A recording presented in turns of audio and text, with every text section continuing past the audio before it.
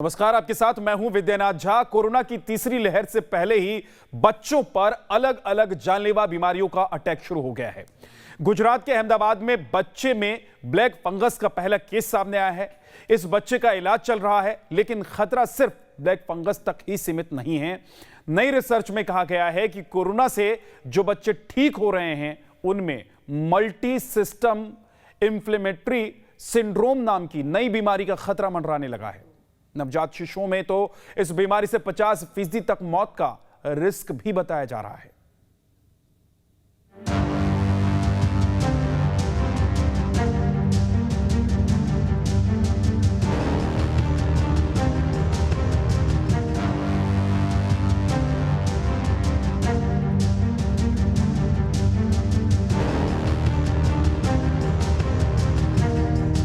दुनिया भर के एक्सपर्ट अब तक कोरोना की तीसरी लहर को लेकर अलर्ट कर रहे थे।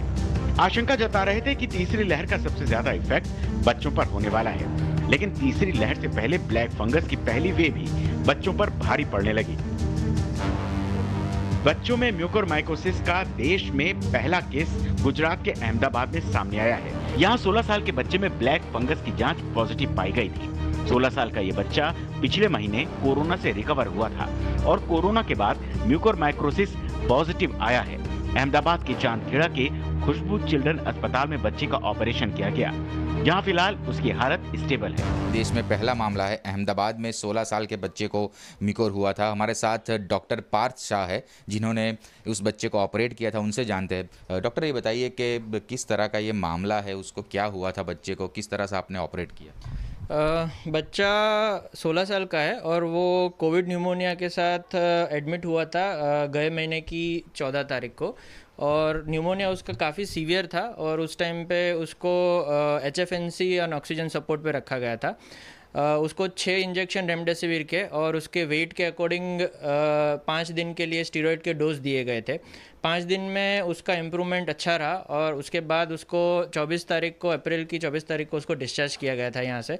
उस टाइम पे उसको ज़्यादा तकलीफ़ नहीं थी। 7 दिन के बाद उसको दांत की तकलीफ़ के लिए जब दिखाया गया, तब उसको पैलेट जो हमारा बोलते हैं उस पर अल्सर पाया गया और उसकी बायोप्सी और ENT सर्जन को दिखाने के बाद ये कंफर्म हुआ कि उसको म्यूकोरमाइकोसिस है। ब्लैक फंगस के शिकार हुए इस बच्चे को पहले से कोई बीमारी नहीं थी। बच्चा इससे पहले कोरोना पॉजिटिव हो चुका था। बच्चे की मां भी कोरोना पॉजिटिव रही, जिसके चलते उनकी कोरोना से मौत हो गई। ऑपरेशन के दौरान डॉक्टर ने 16 साल के बच्चे के आधे से ज्यादा दांत निकाल दी ताकि फंगल इन्फेक्शन का स्प्रेड न हो। फिलहाल बच्चा पूरी तरह से ठीक है और डॉक्टर बता रहे हैं कि उसे जल्द ही अस्पताल से छुट्टी दे दी जाएगी। म्यूकोरमाइकोसिस के लिए ENT सर्जन ने ऑपरेशन किया। उसमें उसका पैलेट एक साइड का रिमूव किया गया और ऊपर के सारे दांत निकाले गए। उसके साथ साथ उसके जो साइनस है राइट साइड का, उसका डेब्राइटमेंट मतलब क्लीनिंग किया गया और उसके बाद एम्फोटेरेसिन के इंजेक्शन दिए गए। अभी बच्चा एम्फोटेरेसिन के इंजेक्शन रिसीव कर रहा है और पिछले 3 दिन 4 दिन में he has improved very well. तो उसके बाद अभी 2 दिन में उसको डिस्चार्ज करने का प्लान है। अहमदाबाद में ब्लैक फंगस का ये मामला हेल्थ एक्सपर्ट को हैरान कर रहा है, क्योंकि डॉक्टर बता रहे हैं कि कोरोना काल से पहले और कोरोना काल के बाद उन्होंने ये बीमारी सिर्फ बड़ों में ही डिटेक्ट की थी। तो सवाल है, क्या अहमदाबाद का केस सिर्फ शुरुआत भर है? क्या बड़ों की तरह ब्लैक फंगस बच्चों पर भी तेजी से अटैक करने वाला है? क्या अब बच्चों को भी ब्लैक फंगस से बचाने का वक्त आ गया है? इन सवालों का जवाब दिल्ली के सीनियर फिजिशियन और चाइल्ड स्पेशलिस्ट डॉक्टर के पांडे से सुनिए। बड़ों में भी आप देखें तो बहुत सारे लोगों को पता ही नहीं लगता, एसिम्प्टोमेटिक होते हैं। बच्चों में और भी एसिम्प्टोमेटिक हैं, लेकिन बच्चों में मैं पेरेंट्स को ये कहना चाहूंगा, 2-3 चीजें नोट करें। एक तो बच्चा सुस्त हो जाएगा, दूसरा उसके खाने पीने का पैटर्न थोड़ा सा डल हो जाएगा। जैसे बच्चा अगर कुछ खा रहा था ठीक से, तो उसी रूटीन में नहीं खाएगा, कम खाने लग जाएगा। और माँ को बच्चा ज़रूर डर लगेगा, उनको लगेगा भाई मेरा बच्चा कुछ ठीक नहीं है। वो ये नहीं हो सकता बुखार ना हो, खाँसी ना हो, जुकाम ना हो। और बच्चों में जो ख़ास इस वक़्त देखने में आ रहा है कि उल्टी और पेट दर्द।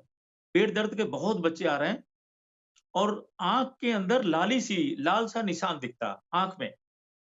दूसरा, शरीर के ऊपर चकत्ते से दिखते, लाल रंग के चकत्ते दिखते हैं। तो ये 4-5 चीज़ें हैं, सिर्फ़ बच्चों में पाई जा रही हैं। और बड़ों के सिम्पटम्स हो भी सकते हैं, नहीं भी हो सकते हैं। लेकिन माँ-बाप के लिए सबसे ज़रूरी है, बच्चे की एक्टिविटी पे ध्यान रखें। बच्चा बहुत ज़्यादा सुस्त तो नहीं लग रहा है, डल तो नहीं लग रहा है, खाने-पीने का पैटर्न तो नहीं चेंज हो गया, और साथ में हिस्ट्री कोई कॉन्टैक्ट की कि घर में किसी को है या रहा है, तो वो ज़रूरी है। कोरोना की जिस तीसरी लहर में बच्चों पर सबसे ज्यादा खतरे की बात कही जा रही है, उस तीसरी लहर से पहले बच्चों पर अकेले ब्लैक फंगस का ही खतरा नहीं है। नई रिसर्च कह रही है कि जो बच्चे कोरोना से ठीक हो रहे हैं, उनमें मल्टी सिस्टम इन्फ्लेमेटरी सिंड्रोम नाम की नई बीमारी देखने को मिल रही है। कोरोना से ठीक होने के बाद ये बीमारी ज्यादातर बच्चों को अपना शिकार बना रही है। इस बीमारी में नवजात शिशुओं में मृत्यु दर लगभग 50% है, जो डॉक्टरों की चिंता बढ़ा रही है। आमतौर पे 2 से 3 हफ्ते कोविड होने के बाद बच्चों में अचानक बुखार आता है, शरीर में रैशेस होते हैं, कभी कभी कुछ बच्चों में सूजन दिखता है, सांस तेज होना, निमोनिया जैसे लक्षण आना, नहीं तो शॉक बोलते हैं जैसे बीपी लो हो जाना, झटके आना, ये सारी चीज़ें अलग अलग बॉडी पार्ट्स को वो multi system inflammatory response syndrome affect कर सकता है। तो जब कोविड होने के बाद ऐसे कुछ बच्चे में लक्षण दिखे तो तुरंत डॉक्टर के पास जाके उसका चेकअप कराना चाहिए।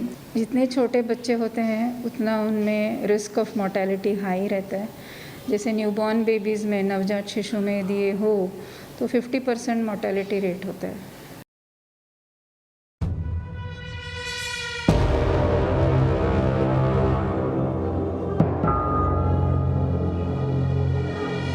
अब सवाल है कि जिन बच्चों को कोरोना हुआ, उन्हें मल्टी सिस्टम इन्फ्लेमेटरी सिंड्रोम है या नहीं। इसकी पहचान कैसे होगी?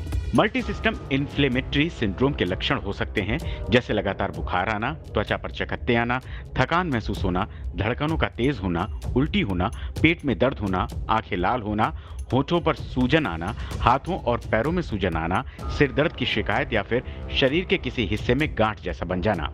कोरोना से रिकवर होने के बाद अगर बच्चों में ऐसे कोई लक्षण नजर आए तो उसे नजरअंदाज करने की गलती आप बिल्कुल मत कीजिए, क्योंकि ये बेहद घातक साबित हो सकता है। कोरोना से ठीक हुए बच्चों में एक अनोखी बीमारी देखने को मिल रही है जिसका नाम डॉक्टर ने दिया है multi system inflammatory syndrome. Corona से जो बच्चे ठीक हुए हैं उनमें ये बीमारी के लक्षण 2 से 6 हफ्तों बाद देखने को मिल रहे हैं, जिसमें उनके आंखों में सूजन आती है, बच्चों के शरीरों में कोरोना की एंटीबॉडीज़ अचानक सी बढ़ जाती है और उसका असर उनके फेफड़े, गुर्दे और लीवर पर हो रहा है। अगर वक्त पर इलाज नहीं होता तो ये बीमारी जानलेवा साबित हो रही है और नवजात शिशुओं में इसका मृत्यु दर तकरीबन 50% से ज़्यादा है। फ़िलहाल नागपुर में ऐसे 80 से ज़्यादा केसेस देखने को मिल रहे हैं, कुछ केसेस 60 से ज़्यादा राजस्थान में भी देखने को मिल रहा है। जो एक्सपर्ट्स हैं उनका ये मानना है कि भारत में 18 से कम की जो आयु है वो 40% से ज़्यादा है और तीसरे वेव में अगर ये बीमारी पर कंट्रोल नहीं होता तो ये काफ़ी खतरा बन सकता है। कोरोना की दूसरी लहर में अलग अलग बीमारियां बच्चों को अपनी चपेट में ले रही हैं, तो सोचिए जब तीसरी लहर आएगी तो क्या होगा। कोरोना की दूसरी लहर में 3 से 4% बच्चों को अस्पताल में भर्ती कराने तक की जरूरत पड़ी। तीसरी लहर में यह आंकड़ा कितना होगा, इसका फिलहाल सिर्फ अनुमान लगाया जा सकता है। संक्रमण जब हुआ बच्चों को तो almost always symptoms are minimal, जो बीमारी विजिबल है वो मिनिमल है, वेरी माइल्ड डिजीज होती है, या तो होगी ही नहीं, कुछ भी नहीं दिखेगा, होगा तो माइल्ड डिजीज होगा। क्योंकि माइल्ड डिजीज होती है इसलिए मोर्टेलिटी, ऐसा आउटकम, भयानक आउटकम बच्चों में बहुत कम होता है। दुनिया भर में भी यही देखा गया है और जो देश का डेटा है वो भी इसी चीज़ को दर्शाता है। इसीलिए अगर हम किसी भी कोविड बड़ी फैसिलिटी की बात करें तो बच्चों का उसमें दाखिल होना जो है लगभग 3-4% से ज़्यादा नहीं होता। मुंबई के जोगेश्वरी इलाके में बीएमसी की कोरोना पीडियाट्रिक वार्ड्स बनाने की तैयारी अब युद्ध स्तर पर चल रही है।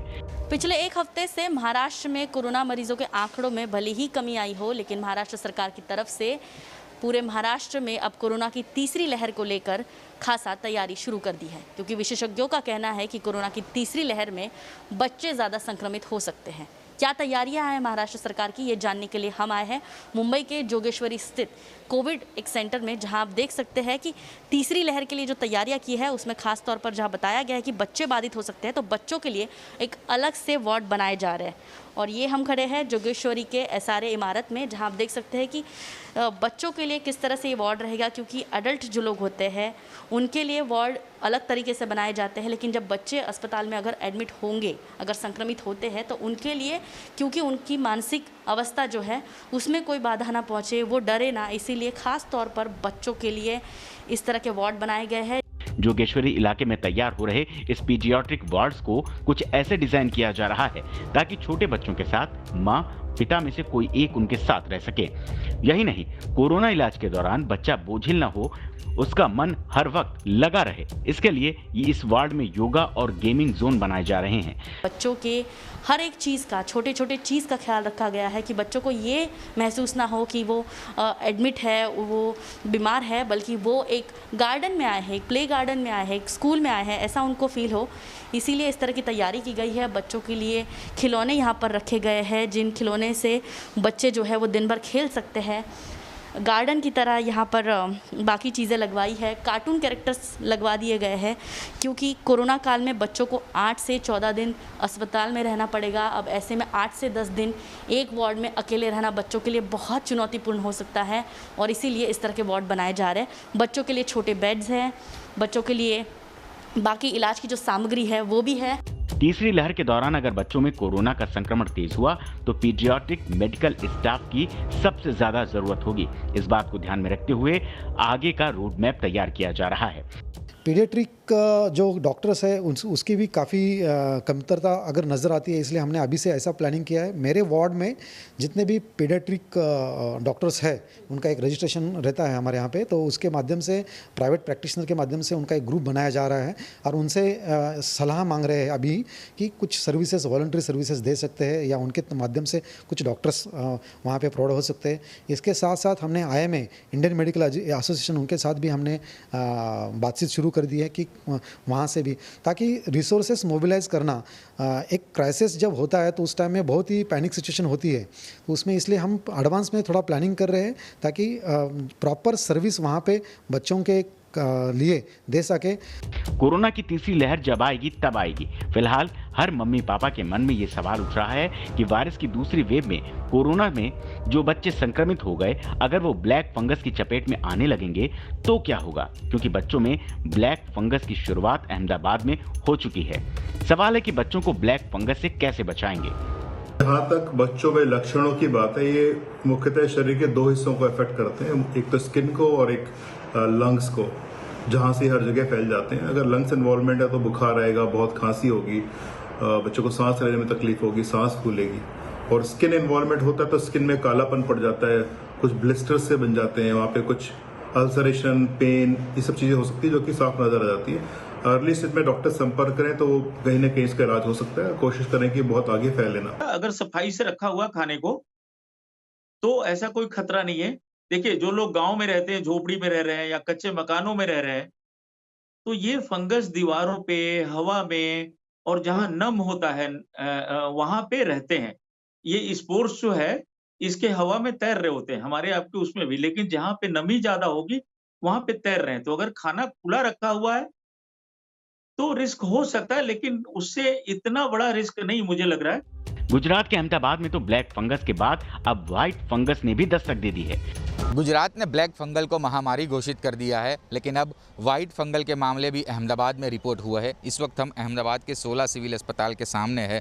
दरअसल इसी अस्पताल में 3 वाइट फंगल के मामले रिपोर्ट हुए हैं और तीनों को इलाज के लिए यहाँ भर्ती करवाया गया है। गौरतलब है कि डॉक्टर्स का कहना है कि ब्लैक फंगल के मुकाबले ये जो वाइट फंगल है वो उतना खतरनाक नहीं है, लेकिन एक अंदाज के मुताबिक पूरे गुजरात में 1500 से ज़्यादा ब्लैक फंगल के मामले हैं। लेकिन अब जो है वाइट फंगल के मामले भी अहमदाबाद में रिपोर्ट हो चुके हैं और जिसके कारण सरकार की चिंता बढ़ी हुई है। अहमदाबाद में व्हाइट फंगस के मरीजों का इलाज कर रहे डॉक्टर बता रहे हैं कि व्हाइट फंगस के लक्षण ब्लैक फंगस की तरह ही होते हैं, मसलन नाक का डिस्चार्ज होना, आंखों से धुंधला दिखना, आंखें लाल होना।